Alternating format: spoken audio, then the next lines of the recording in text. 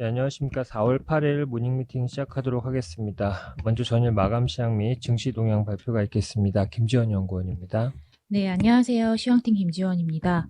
전일 국내 증시는 미증시의 추가 급락과 무역 전쟁 격화에 코스피가 2,400선이 붕괴됐고 양시장은 5% 넘게 하락했습니다. 트럼프 2기 행정부의 상호 관세 시행 이후에 미증시가 연이어서 하락을 하고 있습니다. 이에 국내 증시도 급락 출발했는데요. 장 초반 코스피 200 선물이 5% 넘게 급락하면서 올해 처음으로 매도 사이드카가 발동되기도 했습니다. 장중 WTI가 60달러를 하회하고 또 안전자산인 금도 고점 대비해서 5% 넘게 하락하는 등 관세 충격에 따른 경기 침체 우려가 공포 심리를 키우면서 광범위한 자산 가격의 하락이 진행되는 모습이었습니다. 일본과 중국, 대만, 홍콩 등 주요 아시아 증시도 7에서 12% 내외 급락하면서 충격을 반영했습니다.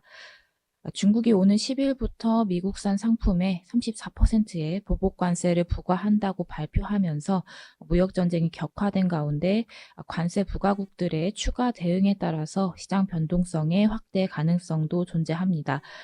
달러원 환율은 32원 넘게 급등하면서 재차 1,466원대까지 상승했고 연기금은 코스피를 7거래일 연속 순매수했지만 지수 하방을 지지하기에는 역부족이었습니다. 해외 증시 살펴보겠습니다. 미증시는 관세 부과 조치의 변화 가능성에 높은 변동성을 보인 후에 혼조세로 마감했습니다. 90일 관세유예 관련 가짜뉴스 해프닝에 장 초반 나스닥이 4% 넘게 급등하는 등 변동성이 확대됐습니다. 하지만 백악관은 가짜뉴스라고 이를 즉각 부인했습니다. 오히려 중국이 8일까지 보복 관세를 철회하지 않으면 미국은 추가 관세 50%를 부과하겠다는 강경 입장을 재확인했습니다. 미국 10년물 국채 수익률은 이러한 관세 정책 불안과 경기 침체 우려 속에 극심한 변동성 끝에 급등했고 달러도 상승했습니다. 유가는 무역 갈등 고조에 따른 원유 수요 감소 전망에 하락세를 연장했습니다. 관전 포인트 짚어보겠습니다. 단기 협상 카드로 판단했었던 관세가 중장기 경기 침체 요인으로 변모했고 이러한 우려를 한 번에 반영하면서 시장의 변동성이 극심합니다. 관세 후폭풍이 지속되는 가운데 중국을 제외한 국가들과는 협상을 즉각 개시할 것이라고 밝힌 점은 일부 투자 심리의 회복 요인으로 보입니다. 다만 극심한 변동성에 글로벌 증시 내에서의 수급 불안 요인이 부각되고 있어서 부담입니다. 또한 금일 오전에는 삼성전자 잠정 실적 결과가 예정되어 있습니다. 이것이 반등을 이끌 수 있을지 주목됩니다. 감사합니다. 예, 다음은 아시아 시장 자료입니다. 박소연 연구원입니다. 안녕하십니까. 아시아시장팀 박소연입니다. 전일 미국 관세 인상, 그리고 중국의 보복 조치로 인해서 중국 증시가 낙폭을 크게 형성하고 마감했습니다. 이번 관세 인상으로 인해서 누적된 전반적인 영향으로 중국의 수출은 최대 7.4% 감소할 수 있고 GDP 성장률은 1.1%포인트 하락이 가능할 것으로 보고 있습니다. 이러한 경제적인 부담에도 불구하고 중국이 적극적으로 미국과 대화하거나 협상을 시도하지 않고 맞대응을 강화하고 있습니다. 중국이 관련된 영향을 상쇄하기 위한 대비책을 마련했기 때문으로 보여지는데요. 정부 정책의 대응은 크게 세 가지, 재정, 통화, 무역 정책으로 구성될 것으로 보입니다. 이 외에도 4월 이후에 민간 기업들의 설비 투자가 확대되면서 완만한 내수 경기 회복 흐름이 전개될 것으로 예상합니다. 중국 증시는 전일 급락은 과도하다고 판단합니다. 트럼프 1기 무역 분쟁 격화 당시에 멀티플을 대입해서 지금의 이익 증가율을 감안하면 상해와 홍콩 H 각각 2,980포인트, 6,950포인트에서 지지선을 형성할 것으로 예상합니다. 4월 단기 변동성 확대 구간에는 본토가 홍콩보다 양호할 것으로 보여지지만 중국 정부가 증시 구호 기금을 주로 본토 주식 매수에 사용하고 있기 때문입니다. 그렇지만 중기적으로는 여전히 홍콩이 본토 대비 높은 수익률을 기록할 것으로 예상하고 이번 급락으로 항생 테크 지수는 12개월 선행 PER이 16.8배로 3년 평균치인 19배를 하회하게 됐습니다. 4월 정치국 회의, 상하이 모터쇼, 5월부터 7월 빅테크 기업들의 AI 포럼 등으로 투자 심리 회복과 더불어 저가 매수세가 집중될 것으로 예상합니다. 이어서 인도 말씀드리겠습니다. 네, 인도 설명드리겠습니다. 인도도 미국이 26%의 관세를 부과하면서 수출 불확실성이 확대되었습니다. 그래서 전일은 약 4%가량의 하락폭을 형성했고요. 그래도 미국과 인도가 연말에 무역 협정 체결 가능성이 있지만 단기적인 부정적 영향은 불가피하다고 보고 있습니다. 특히 두 부분의 파급 효과가 우려가 되는데요. 첫 번째는 트럼프 대통령이 모디 총리에게 농산품 수입 관세 인하를 요구하고 있다는 점인데 인도는 농업 종사자 비중이 높다 보니 이는 정치적, 경제적으로 부담으로 작용할 수 있습니다. 그리고 두 번째는 미국 매출 의존도가 높은 인도 IT 기업들이 글로벌 경기 둔화로 인해 IT 서비스 지출 축소에 따른 타격을 받을 것으로 보고 있습니다.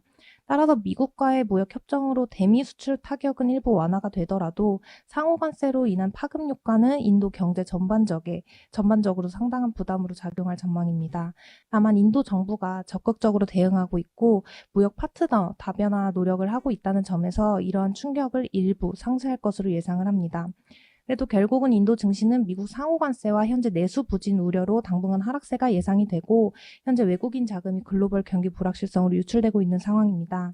현재 센섹스 지수 기준으로 12개월 선행 P는 19.2배인데 과거 무역 갈등과 대외 불확실성 확대 시기와 비교를 해보면 1차 지지선은 7만 포인트, 2차 지지선은 6만 7천 포인트로 예상하고 있습니다. 하지만 장기적으로 정부는 PPP 3개년 계획 발표와 제조업 육성 정책이 예정되어 있고 미국과의 무역 협정이 체결될 경우에는 인도의 넥스트 차이나라는 테마가 유효하기 때문에 투자자금 유입으로 변동성은 점차 축소될 전망입니다. 감사합니다. 예, 다음은 해외 채권 위클리 자료입니다. 박준호 연구원입니다.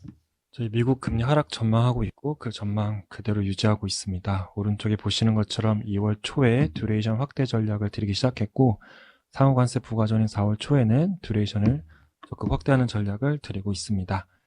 금리가 급락했기 때문에 투자자들의 질문 세 가지로 좀 요약을 해보면 여기서 더 추락할 수 있을지, 추락한다라고 하면 어디까지 하락할 수 있을지, 그리고 향후의 금리의 반등 트리거는 무엇일지 이 세 가지를 조금 정리를 해봤습니다.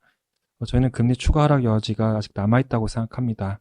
아직까지는 트럼프 정부의 강경한 무역정책 기조가 바뀔 가능성이 크지 않다고 보고 있고 이제는 단순히 무역 문제가 아니라 경제 악순환 위험이 시작될 수 있다고 보기 때문입니다. 예를 들면 주가가 한번 충격을 받게 되면 가계의 소비 심리가 부진하게 되고 이런 것들은 거기서 끝나지 않고 침체까지 이어질 리스크가 아직은 남아있다고 생각을 하고요. 과거에도 주가가 이틀간 10% 이상 하락한 경우에는 금리의 저점이 수개월 이후에 나타났던 점을 주목을 하고 있습니다. 두 번째는 금리가 더 하락한다라고 하면 저희는 미국 10년물 금리는 3.6% 정도까지 하락할 수 있다고 보고 있습니다. 이 금리 레벨을 산정하는 방법은 여러 가지가 있는데 첫 번째는 매크로 시나리오별로 주관적 확률을 부여해가지고 이제 가정 평균을 해서 어떤 확률을 계산을 할 수 있는데 예를 들면 침체 가능성을 저희가 기존에 10%로 봤다라고 하면 지금은 30%로 높아졌다라고 가정을 하게 되면 이러한 부분들이 금리 적정 레벨을 낮추는 요인으로 작용을 합니다. 이러한 부분들은 뒤에 본문 표를 좀 참고해 주시면 이해가 더 쉬우실 것 같고요. 세 번째는 지금 가장 관심이 많으실 반등은 무엇 때문에 가능할까? 저는 이제 쉽지 않다라고 보고 있긴 한데 크게 네 가지를 생각해 볼 수 있을 것 같습니다. 첫 번째는 우선 정책 리스크가 감소를 해야 되는데 첫 번째는 트럼프가 자발적으로 상호 관세율을 낮추는 방법입니다. 두 번째는 대통령의 권한이 워낙 커졌기 때문에 지금 상원에서는 대통령의 무역정책 권한을 축소하려는 움직임들이 발생하고 있는데 이런 정책들이 얼마나 진행되는지 한번 봐야 될 것 같고요. 세 번째는 시장의 관심을 관세가 아니라 감세로 집중하는 방법입니다. 이미 지난주에 감세안을 추진하는 움직임들이 나오고 있는데 시장의 시선이 관세에서 감세로 되돌려져야 금리가 반등이 지속적으로 가능할 것으로 보입니다. 마지막은 연준의 신속한 빅컷입니다. 단순히 빅컷이 아니라 연준이 시장 기대치보다 더 빠르고 가파른 폭으로 인하를 하게 되면 시장의 침체 리스크를 낮추면서 금리가 반등할 수 있겠지만 아직까지 연준의 기준금리 인하를 빠르게 하겠다는 신호는 나오고 있지 않은 상황이어서 저희는 금리 반등세가 지속될 것으로 보고 있지 않습니다. 이상입니다. 다음은 기업 및 산업 분석 순서입니다. 먼저 LG 에너지 솔루션 자료입니다. 전우주 연구원입니다. 네, 안녕하십니까. 배터리 담당 전우재입니다. LG 에너지솔루션 1분기 실적 발표드립니다. 1분기 영업이익은 3,747억 원으로 컨센서스를 크게 상회했습니다. 매출액 같은 경우에는 3% 정도 QoQ 감소해서 발표가 되었는데 대부분 이제 판매량보다는 가격 변동 때문에 좀 매출이 줄어들었다라고 보시면 될 것 같습니다. 판매량 같은 경우에는 미국 그 ESS와 EV 판매가 증가가 되면서 비수기임에도 불구하고 전반적으로 판매량이 유지가 되었고요. 판매량이 유지가 된 이유는 1, 2월 달에 전기차 침투율이 특히 유럽 쪽에서 크게 상승되면서 판매가 잘 되었기 때문입니다. 또한 태양광 이제 수요가 정체가 되었음에도 불구하고 ESS 에너지 저장 장치를 계속 필요로 하는 태양광 수요가 늘어나면서 ESS 판매량이 이제 올해 25% 증가할 것으로 전망이 되어 계속 이쪽에서는 판매량이 늘어날 것으로 기대를 하고 있습니다. 영업이익이 잘 나왔던 이유는 미국 판매가 증가하면서 보조금 수령액이 1,000억 정도 예상치를 상회했기 때문이고요. 또 한 가지는 이제 환율 영향인데 환율이 크게 상승하면서 영업이익과 그 AMPC 보조금을 달러로 받기 때문에 이 달러 차익도 약 총 합쳐서 750억 가량 증가했었습니다. 이렇게 1분기 실적이 잘 나왔는데 이제 2분기에는 어떻게 될까라고 좀 고민을 해보면 약간은 주의를 해야 된다라고 생각을 하고 있습니다.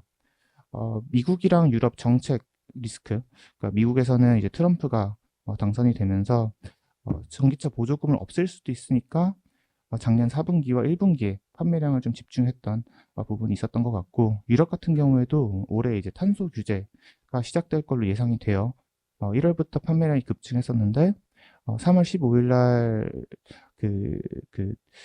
탄소 규제가 올해부터 2027년까지 평균 판매량으로 기준이 변동됨에 따라서 급하게 전기차를 팔 이유가 없어졌습니다. 그래서 아마 2분기부터는 판매량이 조금 둔화될 거라고 예상이 되고 있기 때문에 일부 주의는 필요할 것 같습니다. 이상입니다. 예, 다음은 우리금융지주 자료입니다. 강승권입니다. 투자의견 바이 목표주가 21,000원을 유지합니다. 투자의견 바이를 유지하는 이유는 경쟁 시중은행 금융지주 대비 상대적으로 낮은 주주 환원율과 CET1의 약점을 비과세 배당을 통해서 일부 상쇄하였고, 보험사 인수가 아직 확정되지 않았지만 조건부 승인 가능성이 여전히 존재한다는 점에서 비은행 자회사 간 시너지 창출 가능성이 존재한다라고 생각을 하고 있기 때문입니다. 1분기 연결기준 지배주주 순이익은 7,773억 원으로 컨센서스를 1.9% 상회할 것으로 전망됩니다. 지난해 대비 감소한 수준인데 이는 올해 1분기에 ERP 관련된 비용 약 1,700억 원이 반영될 것이기 때문입니다. 원화대출은 전분기 대비 0.5% 감소하고 은행 림은 1bp 개선될 것으로 생각을 합니다. 비이자 이익은 환평가 손실의 기저효과로 전년 동기 대비 27.9% 증가할 것으로 예상이 됩니다. 그룹 CCR은 41bp로 전년 동기 대비 2bp 상승할 것으로 예상이 되는데 카드 및 가계 신용 연체율 상승의 영향이 반영될 것으로 예상이 되기 때문입니다. 다음은 네이버입니다. 이선아 연구원입니다. 안녕하세요. 인터넷 게임 담당 이선아입니다. 네이버의 목표 주가를 기존 28만원에서 26만원으로 7.1% 하향 조정하고 투자 의견은 바이를 유지합니다. 지난 3월에 출시한 플러스 스토어 별도 앱의 본격적인 실적 기여 시점을 2분기에서 25년 하반기로 변경함에 따라 25년과 26년의 영업이익 추정치를 하향한 것이 목표 주가 하향의 주된 원인입니다. 네이버의 1분기 영업이익은 4,965억 원을 예상을 하는데요. 이는 영업이익 기준 컨센서스 하단 수준에서 부합하는 수치입니다. 1분기 실적은 다소 시장의 기대치를 하회하는 컨센서스 하단 수준이라고 예상하고 있는데요. 그 이유는 광고 업황 부진이 지속이 되고 있고 경기 악화로 인해서 커머스 부문도 부진할 것으로 예상을 하는데요. 비용단에서는 네이버 플러스 스토어 별도 앱을 런칭하면서 마케팅 비용이 증가했기 때문입니다. 한편 시장의 관심은 네이버 플러스 스토어 별도 앱에 집중이 되고 있습니다. 지난 3월 12일 안드로이드, 19일에는 iOS 버전이 출시되면서 4월 4일 기준으로 누적 다운로드 수가 298만 건의 기록을 하고 있습니다. MAU 수치가 다소 아쉬운데요. 쿠팡이 3,300만 명 수준을 유지하고 있음에도 불구하고 2위 사업자인 네이버 플러스 스토어 별도 앱 기준으로는 MAU가 268만 명에 그치면서 시장은 다소 실망을 이어가고 있습니다. 이에 따라 주가는 하락세를 이어가고 있고요.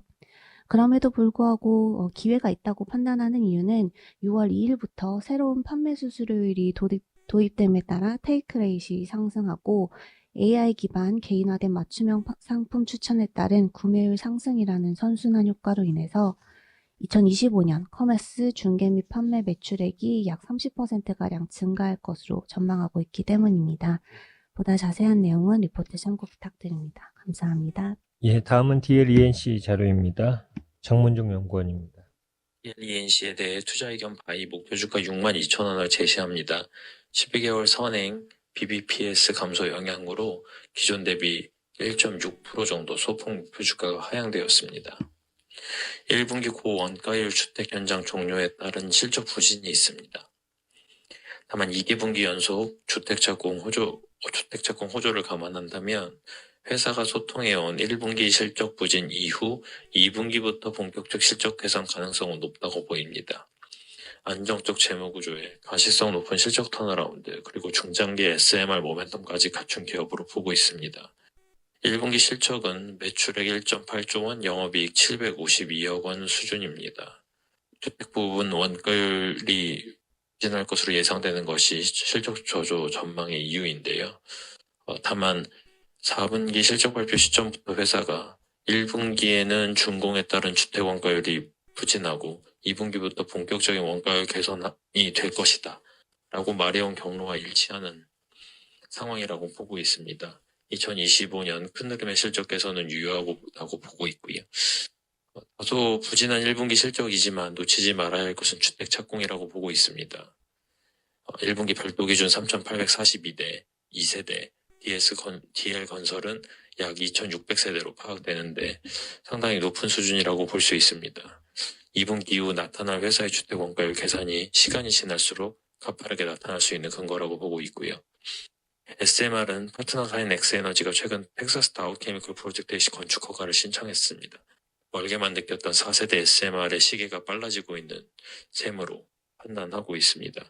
DLENC가 공동 추진 중인 유럽 및 아시아 프로젝트의 진행도 향후 점차 빨라질 것으로 기대합니다. 예, 다음은 숲과 에코마케팅 자료입니다. 최영현 연구원입니다. 네, 숲의 투자 의견 바이 유지하지원 목표 주가를 11만 7천원으로 19% 하향 조정합니다. 최근에 이제 금감원 회계조사, 국세청, 스트리무 세무조사 등으로 이제 소셜 리스크 직면했기 때문에 멀티플 좀 하향하고요. 그리고 최근에 또 플레이디 인수를 했는데 단기적으로 실적에 좀 부정적인 영향을 줄 것이라고 판단했기 때문입니다. 최근에 그 소셜 리스크 직면한 거는 결국에는 BM에도 영향을 주면 장기 성장성에 부정적이라고 생각을 하는데 그렇지 않다면 오히려 저희는 매수 기회가 될 것이라고 생각을 하고 있습니다. 현재 단기 모멘텀은 없으나 현 주가는 밸류에이션 측면에서 이제 상방 리스크가 훨씬 더 크다라고 생각을 하고 있습니다. 최근에 또 이제 시장에서 우려를 하시는 거는 라이브 스트리밍 시장이 이제 성장을 끝낸 거 아니냐라고 하면서 이제 이용자 수가 줄어들고 있다는 것에 대해서 좀 우려를 하고 있습니다. 그러나 이제 숲이 지금 이용자 수가 줄어든 거는 이제 높아진 중계 건율에 따른 스포츠 컨텐츠 부재 때문입니다. 이들은 주로 이제 라이트 유저로서 이제 주로 실적에는 크게 영향이 없다라고 생각을 하고 있습니다. 당분간 스포츠 컨텐츠가 계속 없을 것으로 예상을 하고 있기 때문에 MUB 하락은 계속 되겠지만 코어 유저에는 영향이 없을 것이다 라고 생각을 하고 있습니다. 다음으로 에코마케팅에 대해서는 목표 주가를 11,500원에서 만원으로 하향 조정하나 투자 의견을 바이로 상향 조정합니다. 투자 의견 상향은 최근 주가 하락이 과매도라고 판단을 했기 때문입니다. 투자 포인트는 결국 세 가지입니다. K-뷰티로의 진출, 광고 부분 확대, 그리고 안다르 해외 확장입니다. 그 중에서 가장 좀 주목을 하는 거는 결국 K-뷰티입니다.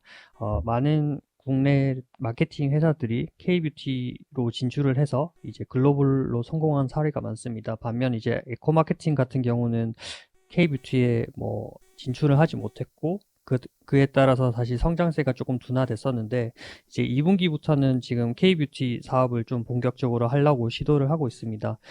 그동안 에코 마케팅이 쌓았던 광고 역량을 생각했을 때 저희는 충분히 성공 가능성이 높다라고 생각을 하고 있고요. 그렇게 된다면 그동안 좀 부진했던 성장성이 다시 올라올 수 있지 않을까라고 생각을 하고 있습니다. 이상입니다. 예, 이상으로 준비된 자료 발표를 모두 마쳤습니다. 감사합니다.